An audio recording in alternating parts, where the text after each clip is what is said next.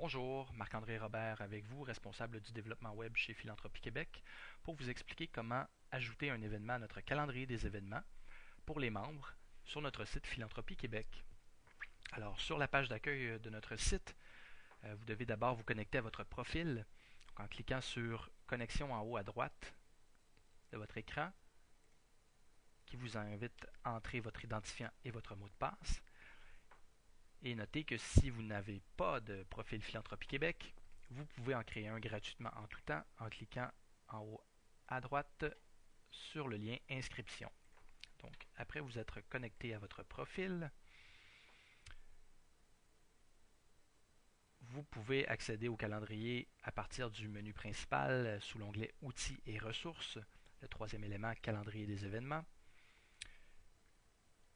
Sur la page d'accueil du calendrier, dans le menu à droite, intitulé Placer un événement, vous pouvez créer un événement en cliquant sur le premier élément du menu ou en importer une série d'événements à partir d'un fichier texte en cliquant sur le deuxième élément. Vous pouvez également ajouter un événement en cliquant sur une journée spécifique, donc disons le 24, je clique sur le plus dans la petite case du 24.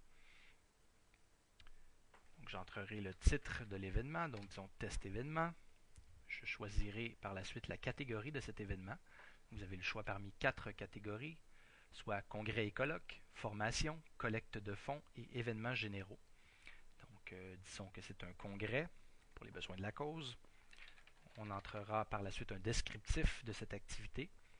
Colloque sur formulaire T3010 de l'Agence du revenu du Canada. Un peu plus bas, on entrera ensuite le lieu de l'événement, à l'UQAM à Montréal, le contact, donc disons mon numéro de téléphone au bureau pour les besoins de la cause. Ensuite, on retourne en haut complètement de la case et on va cliquer sur l'onglet calendrier pour s'assurer en fait d'avoir la bonne journée pour cette activité. Donc on regarde en date de début, il s'agit bien du 24 janvier 2012. On entrera l'heure de début et l'heure de fin. Et on pourra régler ensuite la répétition de l'événement, que ce soit une répétition quotidienne, hebdomadaire, mensuelle ou annuelle, ou aucune répétition pour les besoins de notre exemple. S'il s'agit par exemple d'une activité qui se déroule sur plusieurs journées, on pourra alors cliquer sur la case journée entière ou heure non spécifiée et sélectionner une plage de date. Donc, une fois que tous les paramètres sont réglés, on cliquera sur Enregistrer.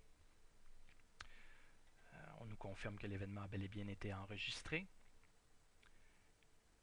Donc, vous le voyez à l'écran. Si je clique sur la case Vue par mois pour revenir en fait sur la vue mensuelle, on voit qu'il apparaît ici à la case du 24.